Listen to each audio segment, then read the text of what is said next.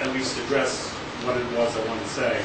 I was in there earlier, you were talking about, I believe, hate crimes and people reporting those.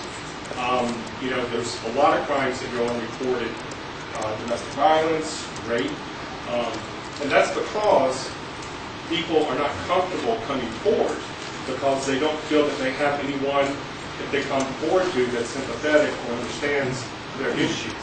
Is that what the liaison is going to do? You know, you know, that's an issue that's larger than a liaison, and it's something that I've looked at, you know, in a number of places I've been. And it's not unique just to this community, whether it's based on race, gender, sex. There's a lot of people that don't feel comfortable. You know, I don't know, you heard about the incident that happened up in New York a few days ago. That's right. Brutal. Very brutal. And he was case, but that case was not reported.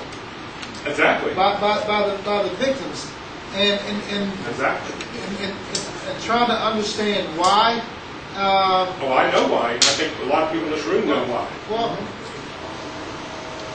that's not an excuse. I'm not going to stop there and be accepting of that as an excuse, because as I stated earlier, that if we allow ourselves to be victim to a crime and not willing to come forward, then that's going to continue to happen. We have to feel that there's somebody who's going to listen to us if we do come forward. But you have to, and there is. If somebody were to bring that type of case or any other victimization case to it, we're going to respond.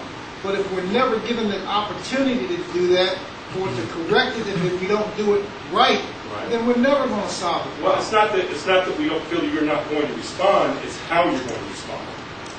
And you know, and we're not in a perfect world. And we're not a perfect organization, but we have to be given a chance. And I say that in every community that I meet with. And these concerns and these fears are out there for a lot of different communities. But if we don't, the same way if an officer disrespects you or mistreats you and you don't say anything about it, I can't do anything about it. Nothing will ever be done about it. So we have to be open and honest enough with one another that we are willing to bring those issues forward. We just have to do it. We can sit back and we can say that, you know, I don't feel comfortable and we're going to continue to be victimized. Because trust me, the reason that people do victimize certain classes is because they feel that they're not going to say anything. And I say this to African American males all the time, between the ages of 16 and 24, that's the least likely group of individuals that would ever complain on a police officer. So when a police officer approaches the African American male between 16 and 24, do you think there's greater opportunities for something to be said or something to be done that's not proper? Yes. Yeah, I don't know. Sorry, I'm not sure where we are with the liaison question. How far along are we in that, and you know, what obstacles are there? So there's no obstacle. I mean, what we're doing right now is liaison with one another. You know, it may not look like, you know, am I going to sit back and say I'm going to create an office? No, let's not leave out this meeting thing that we're going to leave out and we're going to create an office. That's not going to happen. But are we willing to say that there's training issues, there's other issues that we need to further dialogue and understand? Yes.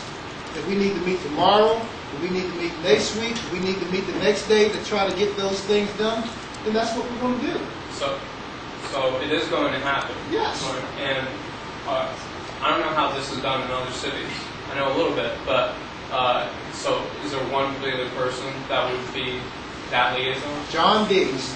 Major John Diggs. Lucky you, John. He's a wonderful person, and we thought he's great. Chief Monroe, again, thank you for being here. Changing course just a little bit, but I think it's an important component. Do you believe in, are you committed to having your force look like our community? Does that include us? Do you proactively hire gay officers, and are they comfortable there? I already know the question on the male side, but I don't think any of us know of any openly gay male cops. If there are, that's great, but do you think that's an important component, and what is your belief in hiring gay officers? my belief is that our department is reflective of the community in which we serve. I said that from day one.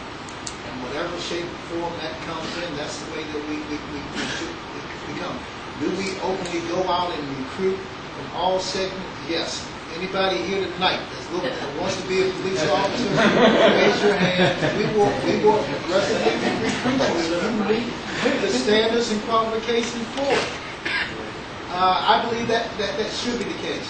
Do you know of any openly gay male cops? Personally, yes. I know. Yes. But again, same way we stated, Roberta stated earlier, out of respect, and I'm going to give those officers the same respect.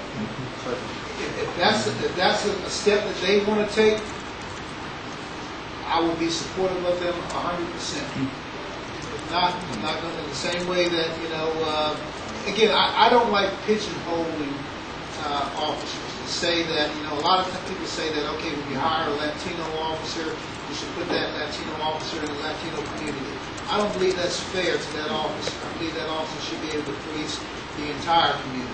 Same way with the gay and lesbian police officer. I shouldn't look and pigeonhole them to say, well, you're going to be my gay and lesbian liaison person. That's not fair. It's not fair. Yes. Hey again. If I could change one cop, which I did, who lives right next door to me, he didn't understand the gay and lesbian community and transgender. He only sees the bad section of our community, and it's sad. We do have a bad side of the community. But I took him aside. I showed him what the transgender community can do, the gay and lesbian, and he knows where our church is. If I could do one cop, then my God, I can do 500,000 of them. And I'm willing to go to the police department and teach them. Andy's a wonderful cop now. When he does something, he's a really good cop now, all the way around.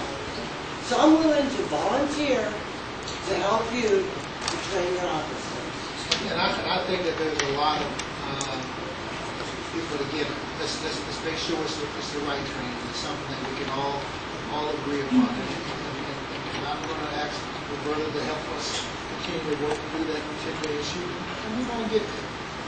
It wasn't until 6 months ago that the city put out a non-discriminatory policy that said that, it's against the law to discriminate against gay based on sexual preference. Not that we have been working on If we were working on it for years. So, understand what we're dealing with. You talk about New York, San Francisco, that's had that policy in place for years. But here, it's just coming into effect 6 months ago. And FYI on that, it does not include transgender people. Not yet, anyway. Not yet. We're working on it. This is happening. To piggyback that, I think we as a community need to understand that we need to educate those people that aren't familiar with it. I think we're doing that tonight. And I want to thank you and the staff for being here. Part of that learning process is explaining what people that don't deal with this every day don't understand. Sexual orientation applies to gays and lesbians and bisexual. Transgender, separate issue. Whether they identify as gay or lesbian is up to each transgender person. So sometimes our issues mesh, sometimes they don't. But I think it's important to understand the language. The city just passed protection for employees under sexual orientation, but Roberta's right, transgender is not covered. Yes. We're working on it. 2 words. Identity. Yes. Can you tell us what goes into setting up an investigation of crime against nature cases? And the reason why I ask that is I'm an attorney and I represent a lot of people who are in charge of crime against nature, and they're typically gay men. The gay men feel they've been targeted, and I frankly have not ever represented anybody other than gay men that I could think of in a crime against nature case. And I'm sure that crime against nature cases happen everywhere, not just in parking decks or parking lots or whatever. But it seems that the department is targeting gay men, and this goes back to previous administrations as well. So can you tell us what goes into those targeted efforts towards crime against nature investigations? In many cases, I don't go looking for issues to take on. I have enough. But a lot of what our focus is based on is complaint driven. And I have a responsibility based on complaints that are made by whomever to investigate. So that's it. There's no secret squad or anything within the police department that we say go out there and enforce crimes of nature. It's a complaint-driven type of enforcement. You were talking before about communities and how we have to work together in a community. Well, I live in Starmount, and I can tell you, it's a fairly large community. It's an old community, and we have meetings, and we always have a police officer there.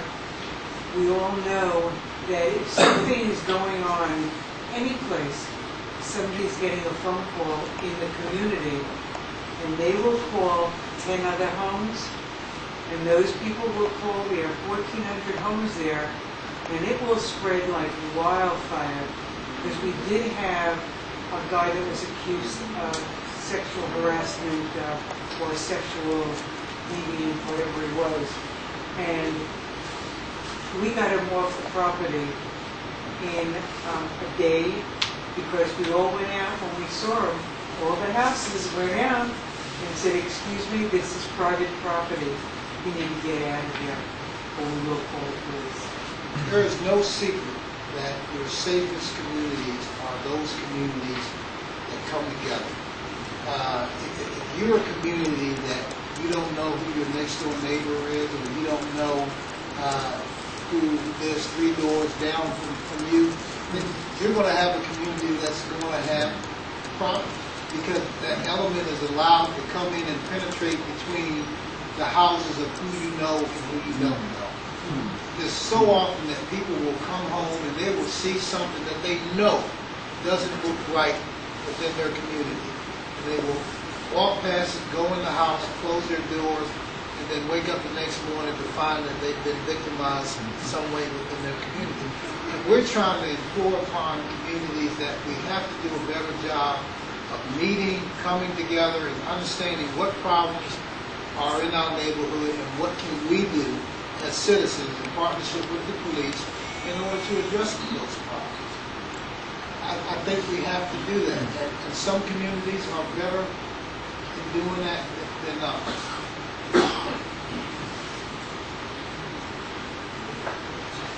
I have another question.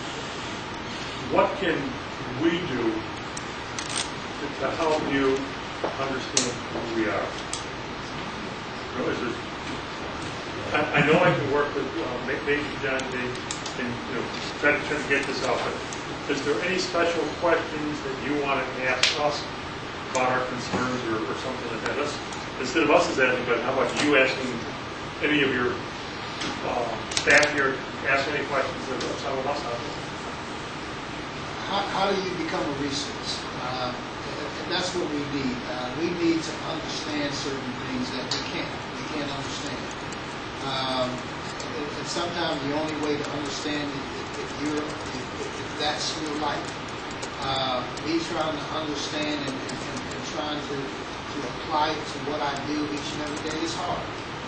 But we have to be open and honest and know that we're going to stumble and we're going to bumble our way through. That it's not disrespectful. It's not based on us not caring about what you don't understand. You have problems with. But how can we better educate ourselves? And that's going to be the tough field of crime business. How do we create those partnerships throughout our department? Throughout the community. It's a tough issue. It is. Chief Monroe again made